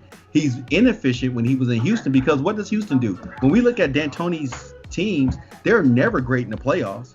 D'Antoni has never made an NBA Finals. He's made some conference finals, but his system is just a regular season system. You stand out around the three-point line. Your point guard dribbles. He's going to shoot or he's going to pass at the last second. Your team got to hit shots. That's not how you win championships. Yeah. And that's why I'm saying if you take James Harden and put him in Golden State, he's not going to play that type of ball because he was forced to play that type of ball playing for D'Antoni. He won't play that because that's not Kerr's system. He has to play a system. And then with Nash is a disciple of your boy D'Antoni. He's a D'Antoni disciple. So he kind of plays that same similar role, except he's surrounded with much better talent in Brooklyn, even though they're injury prone, but that's a much better talented team than what Harden has ever been on. Let's see what the fella's talking about. Jay just said Curry got his team in position to have a chance, so he's gonna have a chance to get some clutch shots in. Yes, sir. AC from LA says we're not doing that. We're not talking about missed MVPs. Rest in peace, Mamba. Agreed, because Kobe was robbed of a couple with the Steve Nash and the Shaq MVPs. That's a whole nother conversation. AC says, are you kidding? There's nothing Curry can do. There's nothing Curry can do that Harden can't. Jimmy, are you kidding? Dude, the proof is in the pudding. If you watch what they do, Curry doesn't do what Harden does. That's just not how that works. I mean, you can't say that somebody can do something when they never do it. If you never do it, then how you gonna say that they can just do the same thing? He might did it once. Harden dang near had a season where he averaged a triple double. He led the league in scoring and assists. Curry ain't gonna do that. He's not gonna try to do that. That's not his game. So it's apples and oranges though, because Curry's not ball dominant. That's like saying Jordan could have learned the sky hook. No. That's not his game. That's not his game. So you can't tell me. I mean, people's game is people's game. Because you're limited in your game doesn't make you a lesser player. But when I see we took Harden and made him play Steph in one-on-one, Harden's going to kill him. He's going to get the ball. Curry may not even get the ball back because he's going to body him in the paint. Harden will be the better player. Curry's a great team player, a hell of a team player. That's why he got 2 MVPs. But don't matter. And Michael Gradington said 73-9 and they lost the final. So yeah. Why did they lose the final? Because one of his teammates did not step up. Harrison Barnes did not step up. That's why it's a team game. Yeah. Curry's game made a lane for Harden. That clutch gene means a lot. Everybody ain't got it. Robert Horry got it. Harden don't get the range. Don't got the range Curry has. Yes, he does. Harden does get to the paint better. I prefer Curry because he can shoot off the screen and he does a lot of them running. There's two different dudes. But who do you prefer? I prefer to watch Curry. I don't like watching James Harden play. I hate watching James Harden play. I hate watching him play, but I give the man his due. Curry breaks ankles. Harden cooks. We're not being realistic, says CQ. Cherie said Dominique also played for the Celtics. That's nasty. Dominique played for the Celtics. He sure did. What number did he wear? Was it 20? He didn't wear 21, did he? 12. He wore 12. Yeah, that was nasty. That felt like intramural basketball. That felt like an old uncle playing at the picnic when he played for the Celtics. Like Shaq playing for the Celtics. It just didn't look right, man. Curry in Houston beats Golden State with Harden.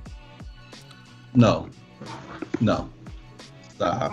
But that does that mean instead of CP3, it's Curry?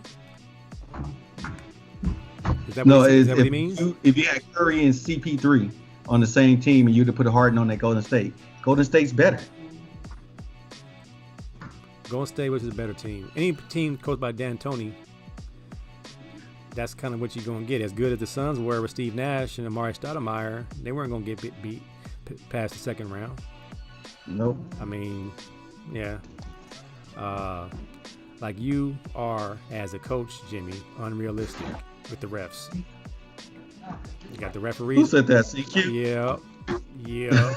Here we go. The Rockets were loaded with CP3. Yeah, they were. That Rocket team was pretty good. That Rocket team, was that Trevor Ariza now?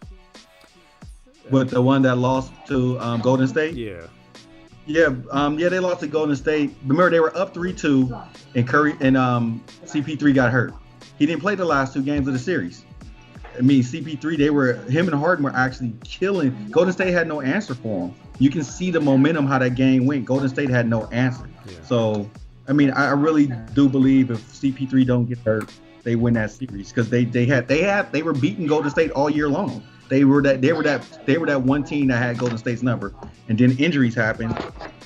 You know, you can't have Harden, the lone star, going against 4 stars. It was KD, Curry, Clay, and Draymond. I mean, if one guy can beat 4 stars, man, that's like taking Jordan in the 90s and putting him on the Clippers and say, go dominate the league. He'd have put up numbers, but they wasn't winning nothing. Yeah. Rio said if LeBron switched with KD when he was on OKC, the Thunder win a championship. Well, leadership gene is obviously not KD's thing. So we don't know. He's a coach. LeBron's a natural leader. That's the given. The thing is, KD is just as good as LeBron when he's at the top of his game. That's the argument. Not that he's a better cerebral IQ guy, but physically, 7-footers with that kind of ball handling skills and jump shot is unstoppable.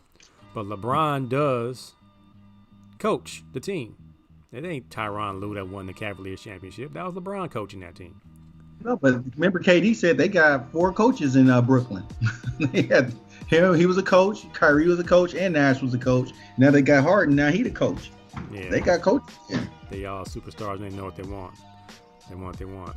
All right, let's see. Real quick, man. The Super League came about. I think it's going away. But what if we had a super conference in college football? Who you got? Top 10. Basically, a top 10 programs the last 10 or 25 years. Depends on what you want to do. Super conference. Who's in your league? Man, This is hard, man. it wasn't hard because when I think of super conference, I'm not thinking of one sport. I mean, when you're building athletic programs, you want it to be good across the board. When I think of Alabama, I think of football. You know, when I think of Notre Dame, I think of football. When I think of LSU, because LSU would be in my football conference, they're good across the board. They're good in track and field. They're good in baseball. They're good in basketball. You know, they have a good thing. So when it comes to strictly just football, it would have to be the schools that care the most about just having great football. So it'd be like Notre Dame, Alabama, University of Texas, even though Texas is a great all-around sports school, but they do care more about football. Oklahoma, Michigan, Ohio State. As much as I would throw SC in there because we know that SC is a good all-around sports school. So I would throw them in there. I would throw Florida State, Florida, Miami, and Clemson. That would be my teams that I would throw in there. But while I was thinking about it, I said, let me do a super conference where they'll be good across the board on all sports. And of course, you have the 3 schools with the most national titles: Stanford, UCLA, USC. Then it's Florida, Texas, OU, Nebraska, Ohio State, Michigan, LSU. Because if I'm going to create a league, if I am the commissioner of a league, I don't want to just be known for one sport, because if you're known for one sport, if one of those teams get better than the other, kind of like how Alabama is in the SEC, where they're just head and shoulders above everybody else, they become the dominant school. Every once in a while, somebody else would sneak in. But if I'm going to do just straight pure football, I'm going to leave off only Pac-12 school that makes it is USC. Mm-hmm. When you put it like that, that just changed the whole dynamic of the question. So I was just going to stick with football because I believe some teams do play in different conferences based on sport.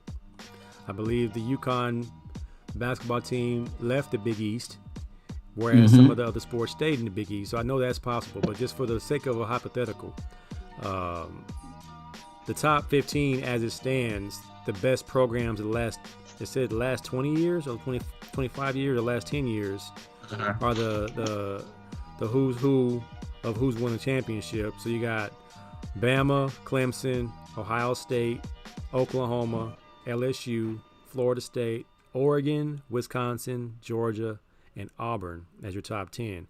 And then you have all these great schools right behind them: Stanford, Notre Dame, Florida, Michigan State, Boise, Michigan, UW, SC, A&M, Penn State, Baylor, Miami, UCF, and Texas.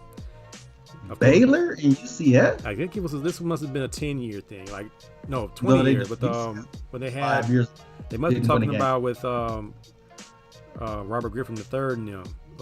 Just that from that point up, and that they've had different times in which they were in the mix but never won one, but they had a great run. I believe the criteria was different, not just national championships and wins, but I guess difficulty of schedule and things like that. It would be difficult, man, because you'd be leaving off. It's just like the BCS selecting the top 4. It's very difficult depending on what we're looking at. Last 10 years, the last 5 years, and to have Oregon in there. Yeah, I was like, no, why Stanford. is it in it? I would switch Stanford. I mean, Stanford hasn't won big time in football in a while, but they are number 11 on this list. USC has been down because of allegations and things like that, suspensions. So and it's really hard, man. I'm glad that the super conference thing is going away, because I'm don't know if it would be beneficial. Kind of see it in high school football with the Trinity League out here in Southern California. There's this one elite conference in high school football, and it's all private schools. it does make a juggernaut, and it makes you wonder whether other teams that are not in the Super Conference irrelevant, even when they become a good squad. Like, will there ever be penetration to have a game against the power Super Conference? So Yeah, I mean, if you do that, like for instance, if you take, and we can use the Trinity League as an example. If you took, I remember where they did Trinity League versus the World, right? Where the Trinity League teams all took on top teams from out of the state. The Trinity League's worst team that year, I think, was Jay Sarah, and they beat Spencer Rattler's team out in Arizona. They beat them. Mhm. So that might be a good team, but because they're in that league, they're trash. They're down at the bottom of that league, where Jay Sarah could beat a lot of different schools. Yeah. So you can have that. And I mean, I personally, before the BCS started, I love the way college football did it, because with the way it's structured now, small conference schools out of the MAC, out of the Sun Belt, no matter how good you get, you're not going to get that opportunity. Why? Because they're going to say strength of schedule. If you put that super conference together and they had to do a strength of schedule, no other conference will ever get a chance. All 4 participants would be from that league. So say like if you had Bama, LSU, Clemson, Ohio State, they all might beat each other, but the one with the one loss will get in. The one with the no loss is for sure getting in. One with one loss will get in. One with 2 losses will get in, because they'll say, look who they lost to. Yeah. You just have to decide the national championship from that. But at some point, one of those schools will become a bottom feeder. No matter how good they are, they're going to be a bottom feeder. So it's just one of the things, like, I'm quite sure they've really thought about it, because I remember after the Big 12 had broken up, they were talking about taking Texas, Oklahoma, Colorado, and it was another school, and they were going to move them to the Pac-12 before we got, or the Pac-10 before we had got Colorado and Utah. And I was like, dude, that's just going to be ridiculous. It's still ridiculous. That's ridiculous. It's still ridiculous to me. Utah and Colorado, that is not Pac-10. I mean, that's not what you grew up on. It still feels odd that Utah and Colorado's in our conference. Like, come on, man. Now, Utah gives us fits. Yeah. But, you know, even though we did lose to Colorado, we shouldn't have lost to Colorado. This is not the Colorado we grew up on. Yeah, this is not the Eric Bieniemy coach. Yeah, this is not the Washington Prep extension that Colorado used to be with all the dudes from LA on the team. This is a whole other day, man. All right, real quick, man. I saw a post today by our boy Gentry Bradley, and I think he's coaching up 2 track athletes, and the post said, trying to convince your student athletes how great you were. And I just like, well, if it's not on YouTube, it didn't happen. And I just start thinking, man, we tell our students, we tell our kids about some of our achievements. So I just started thinking about, man, Al Bundy. I started thinking about, what did you do in your athletic career that was, I don't know if it's so great, but just so, I don't know, so noteworthy that the person you're telling the story to does not believe you. And since it's been 25 years, has the story gotten any better? So, what is it? Sorry for me. Man, you had me thinking on this, because I don't know.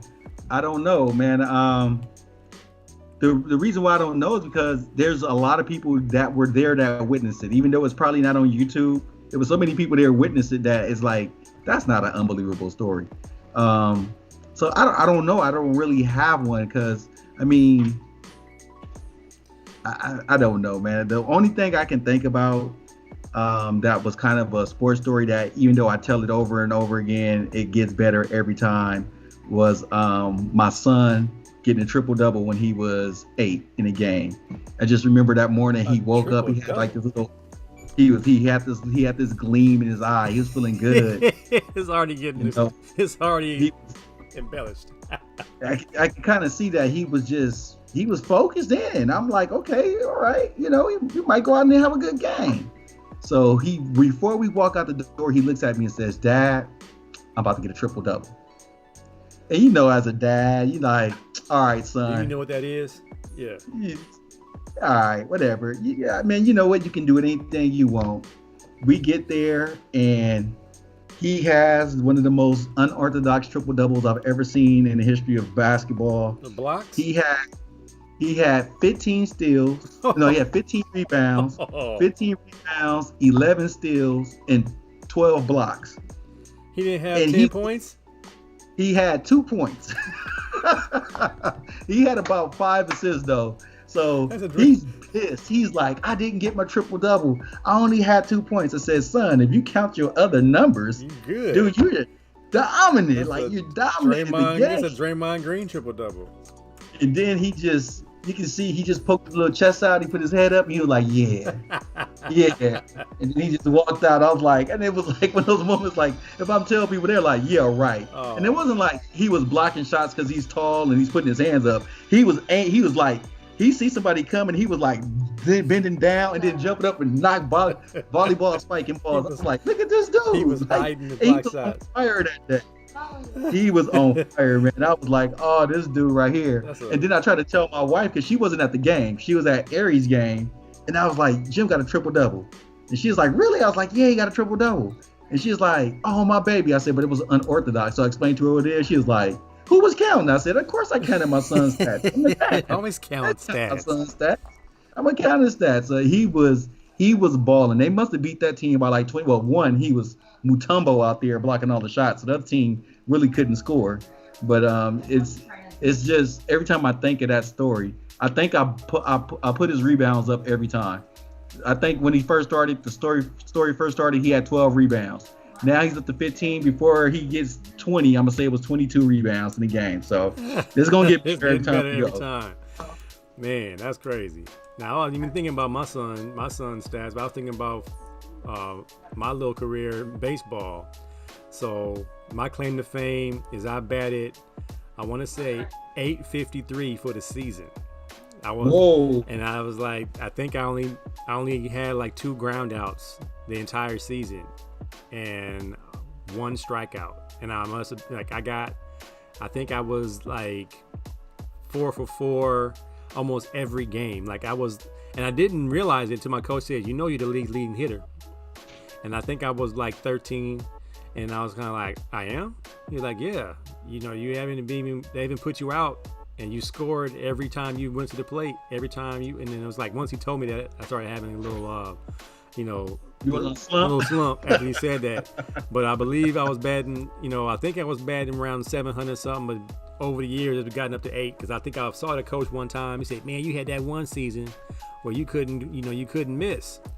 And I was like, yeah. And I told my son when he started playing baseball, I said, well, your dad was leading hitter. And he was like, no, you wasn't. Because we go to the batting cage. Sometimes I'm not as fortunate.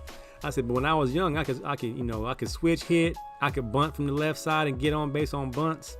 I could smack the ball versus the shift. There weren't much shifts back in the day, but you can tell infield was favoring one way or the other, and I slapped the ball the other way. So the legend has it that I was a great hitter. I was Tony Gwynn-ish in Little League Baseball. And can't nobody say I wasn't, because there's no film. And I get to just tell my story, and it's just getting better with time. And I do tell a story about my son's first basketball game. And that my wife hates when I tell the story. I think he was 4, and she signed him up behind my back. I didn't know she signed him up at the YMCA. I told her that soccer should be his first sport, because basketball is too much. He don't know what's going on. He's not going to enjoy it. And she said, they're just kids. And my son's a big kid. So my son's on the bench. He don't know what's going on. The coach puts him in the game. And he just running around. He just running on the court. My wife's like, he looks so adorable with his big head. And everybody's laughing at my son because he's running the wrong way. I'm steaming. I'm hot. I'm like, y'all laughing at my son. You put him in a sport he don't know how to play. And y'all embarrassing him. And then like my wife's like, he's not embarrassed. He's smiling and he's skipping. I'm like, oh Lord, he's skipping. Stop skipping, son. Run. And there was a scrum where the ball was a loose ball and kids were trying to get the ball. And I said, Alex, get the ball. He looked at me and he kind of gave me that, what do I do? I said, get the ball. He looked at the kids and then he went and started throwing kids out the way. And he gets the ball, and he stands there with the ball under his arm on the side. And he's like, Dad, I got the ball. And I was kind of like, go shoot it, son. And of course, he goes to shoot it in the wrong court. And I'm just sitting there, I'm just shaking my head. Parents are laughing. Mamas are, he's so adorable. And I'm hot as fish grease. I almost pulled him off the team, man. I was like, y'all not going to be laughing at my son. This is some bull right here. And I was kind of like, who's laughing at him? We're not laughing at him. We're laughing with him. I'm like, he ain't laughing. But, so I'm like, the more I tell that story, now that he can play, I said, boy, you didn't have no skills at 4 years old. You was out there just looking like a gimp. But you know, looking back on it is hilarious. And the story gonna keep getting better. I threw that part in there about him throwing kids. He was just moving kids out the way, but him throwing kids just gives you a little bit more how he was just like, get the ball, well, there's kids in the way. Well, get the kids out the way. Start slamming kids left and right, and there's the ball. Get the ball. He got the ball. I said, that's my little Charles Barkley, man. Get the ball. Nah, when I think about Jim when he first played, they played at the Y2. He was the Barkley of the league. He would run through anybody to get to the ball. Then to the point where the ref would be like, hey, he got to stop. Like, he just came back from playing flag football where he was the D tackle and his job was to push the guy in front of him into the backfield to mess up the play. And he was great at that. So he just like, I'm going to take that mentality into basketball. Rough. He would do that. He was terrible. He didn't make no shots then, but he was knocking everybody over. Yeah. He was just running through cats. Like, they were like, y'all got to do something with that boy. And then he tried to fight one of Arrington's teammates after a game because she's in the older league. So the little boy, me and Jim was up in there shadow boxing. And the little kid came over there and started trying to shadow box. He wasn't having none of that. Like, you ain't going to shadow box with my dad. And he just went at the kid. But he's as big as the kid. So I'm like, oh, man, we got to calm this dude down before he get out of hand. Before he gets out of hand. That's hilarious, man. Yeah, man. Good old days, man. I got a picture of him right here. He got a picture. The ball is bigger than him. And he got his little YMCA uniform on. Big old round head, man. Them are the good old days, man. All right, man. High. Foul Bundy. Foul Bundy. 4 touchdowns in one game, man. Poke high. All right, man. Final words. Final words. I don't know. I think our country might be at a crossroads like always when it comes to this. I've been watching a lot of stuff on CNN about policing in America, and one of the shows was Policing Black and White, and it was just really interesting to see that aspect, that they're finally throwing out the statistics, they're finally throwing out the facts that they actually are policing people of color and white people in a different way. And I hate the fact that we have to continuously do this in our country, because we know it's what it is, you know, but I just pray that it gets better. That's my final words. Yeah. I'm gonna constantly and continuously pray that it gets better, because you have a team, we have friends and family members that got teenage kids and stuff now. They're gonna be driving, they're gonna be out in the streets, they're gonna be at little parties, and we don't want them to become hashtags. So I'm going to just pray that this gets better and better, that they can stop looking at dark skin as a threat and then see lighter skin and don't see it as a threat.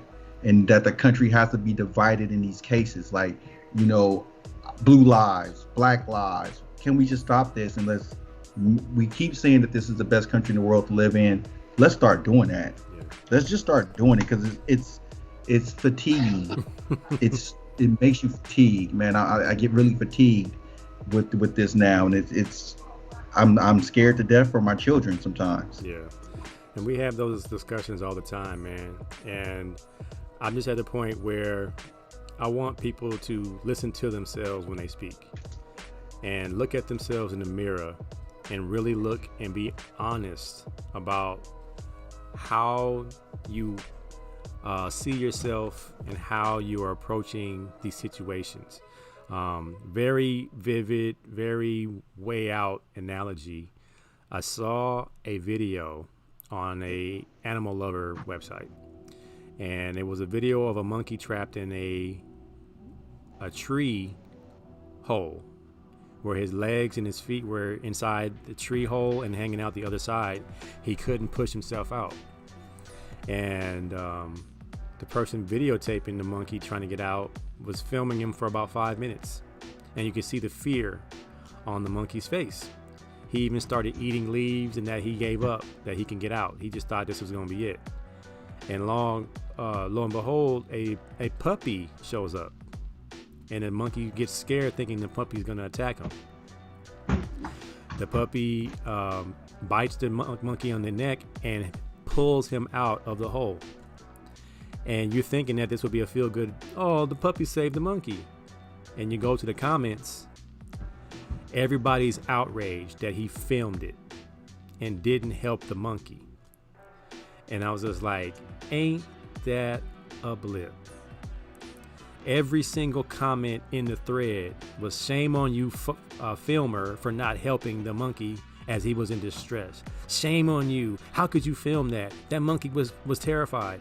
And I was just kind of like, wow, a monkey's life is more valuable than a black man's. When you think about it, nobody's crying for people to help in a situation like George Floyd's. They're crying, saying he shouldn't be down there. His neck shouldn't be under his knee. Where in actuality, perspective changes the whole story. So I just want people to stop with the excuses. Stop with the, well, this is what probably happened. There are ways of doing things and being objective and being fair and being humane. And if you look in the mirror or say what you said out loud to yourself in the mirror and ask yourself, am I truly being a person that is looking out for the best interest of the other person? Or am I being selfish? Am I being self-centered? Am I being racist? And hopefully people will start seeing things a little different. I mean, I kid you not, man. People were ready to kill that videographer of the animals because that monkey was in distress for 4 minutes. And I said, well, how about 8 minutes and 49 seconds? 9 minutes and what, 20 something seconds? It's really? a little longer. So it's like, I don't want to use us as an analogy to a monkey, but this was just an animal video. So I said, well, let's just put it out there. This is probably how y'all see us. Y'all used to depict us as monkeys in the cartoons and in the blackface. So, hey, if this is you, please look yourself in the mirror and change it, man. It's not how it should be. It's not like a dog shouldn't have more rights than a human being. So, at the end of the day, preserve life, man. Don't disregard it. Don't throw it away. Every life is precious, man. All right, man. We lost the young man. Last thing, you said life is precious. One last thing, and my son came and reminded me of this. Terrence Crawford. Prayer goes out to Terrence Clark's family, the kid from Kentucky that passed away in a car accident here in LA while he's getting ready for the NBA combine and stuff like that. Prayers go out to his family, man. That guy was he's probably a month or so away from probably changing the future of his family. And instead of that having the moment of being proud of seeing him getting drafted and making life-changing money, now they're going to have to bury this young man. Prayers out to his family as well, and also to the family of Shock G, aka Humpty Hump. Yeah, man, that's a very tragic. And my son texted me when it happened because he actually works out with guys that are close to that group, the BJ Boston, Terrence Clark guys on that level. So he was like, BJ Boston got in a car accident, when actually he's in a separate car, but he was with Terrence Clark, carpool, like caravanning. So BJ Boston watched Terrence Clark crash, and he eventually died. So it's very tough. Again, prayers out to that family, and the peace of mind for BJ Boston, and just I don't even know how to approach it, man. It's like the Lynn Bias death. It's just like right before you reach the Benji story, the Chicago basketball player. All these tragic, Hank Gathers, all these people, man. It's very, very, I can't even imagine, man. Get to that point and have it all gone in a moment. So Thoughts and prayers out to that family, man. Shock G, you had the soundtrack to our high school years, man. Thank you, my brother, for all the hit records. Thank you for bringing us Tupac. Thank you for just being a well-rounded producer that wanted to make fun music. He made music fun. Once again, Humpty Hump, I thought was Shock G and Humpty Hump was two different people for a long time. I was arguing like Brandon Marshall that they were two different people. I was serious about it. I saw them both separately. I went to the Digital Underground concert. There was two of them out there. And they were like, that's a look-alike. No, man. That dude is Humpty Hump. Yeah, man. Oh, man. People leaving this earth, man. If you don't know the Savior, brother, inbox me. It's crazy, man. I don't know why. My son asked me, why are so many car accidents now? So I don't know, man. The devil's busy. Yeah. He is, man. All right, man. Next time, next time, Mortal Kombat. Get over here. It's good, man. You're gonna enjoy it. All right, man. Y'all be easy. Next time. Cherie, welcome back. Deacon Hill, Shantan Mo, Rio Davis. Appreciate y'all, man.